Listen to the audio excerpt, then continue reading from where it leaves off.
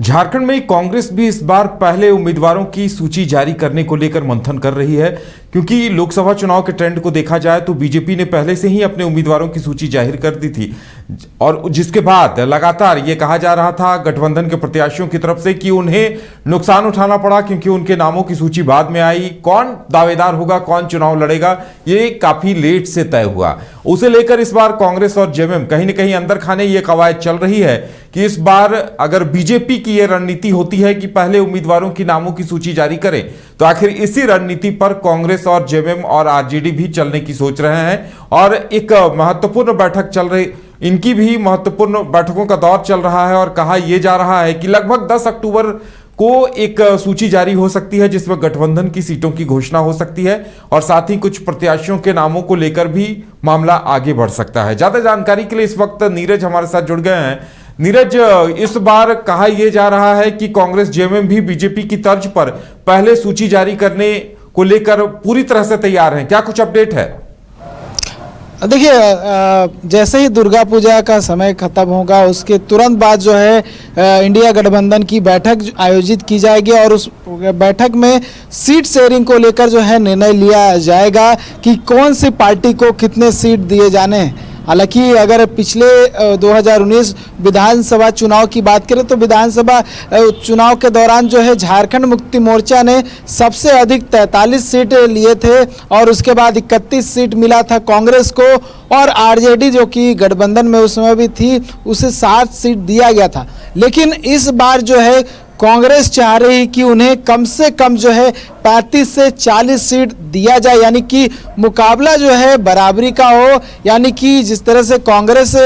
माफ कीजिएगा जो झारखंड मुक्ति मोर्चा 40 से ऊपर सीट पे चुनाव लड़ती है, ठीक उसी प्रकार से करीब करीब का जो सीट है कांग्रेस को मिले और वो भी चुनाव में जाए और अधिक से अधिक सीट जीत कर जो गठबंधन है उसकी भूमिका अदा करे और फिर से सरकार बनाने की कोशिश की जाए। लेकिन अगर बात करें झारखंड मुक्ति मोर्चा की, तो झारखंड मुक्ति मोर्चा जो है पिछले बार की तरह ही अपनी दावेदारी को मजबूत किए हुए है और इस बार जो है वो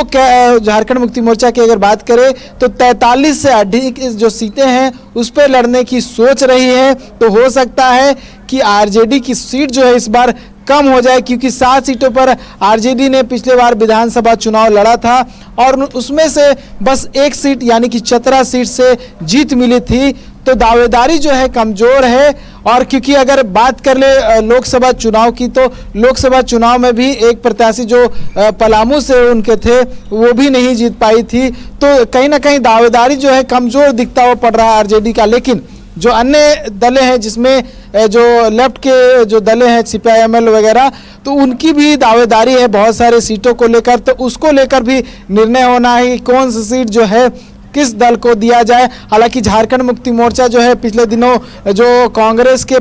जो प्रदेश प्रभारी हैं गुलाम अहमद मीर, उनके बयान के बाद अपने रुख को साफ कर दिया था कि 81 के 81 विधानसभा सीट से वो चुनाव लड़ सकते हैं, मजबूत हैं। तो इससे ये कहा जा सकता है कि पहले ही जो है एक इशारा झारखंड मुक्ति मोर्चा ने दे दिया है कि वो मजबूत है, अपनी दावेदारी को भी जो है मजबूत किए हुए हैं और 81 के 81 विधानसभा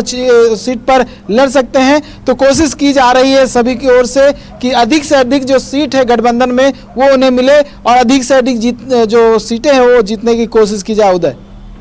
बिल्कुल। और नीरज, इस बार अगर ये रणनीति वाकई में होती है तो इसे कहा जा सकता है कि बराबर के मुकाबले की रणनीति होगी और ऐसा लगता है कि कांग्रेस जेएमएम ने भी इस बात से सबक सीखा है, क्योंकि लोकसभा चुनाव के दौरान इनके तरफ से उम्मीदवारों के नाम बहुत देर से जाहिर किए गए थे।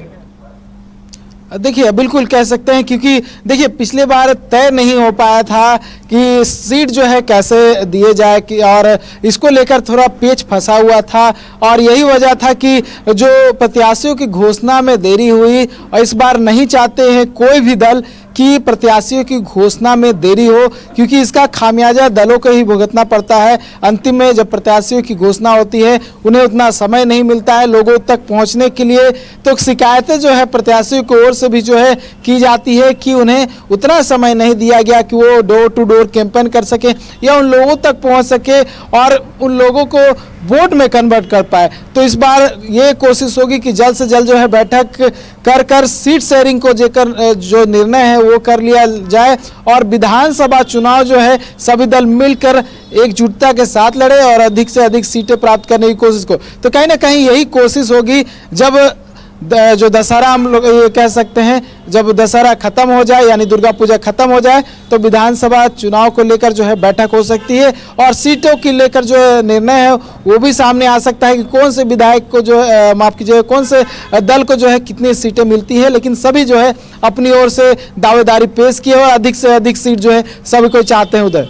चलिए नीरज, हमारे साथ जुड़ने के लिए और तमाम जानकारी देने के लिए आपका बहुत बहुत धन्यवाद। तो अपनी इस रणनीति पे इंडिया गठबंधन काम कर रहा है, लेकिन कितना सफल होगा ये देखने वाली बात होगी, क्योंकि सीटों का मसला सुलझाना, पेंच सुलझाना इतना आसान नजर नहीं आ रहा है, क्योंकि कांग्रेस की भी बड़ी दावेदारी है, वहीं आरजेडी और वाम दल भी कई सीटों पर अपनी नजरें जमाए बैठे हैं। ऐसे में समाधान क्या होगा ये देखना दिलचस्प होगा। फिलहाल इतना ही, हमें दीजिए इजाजत और आप देखते रहिए न्यूज़ बाइस्कोप। नमस्कार।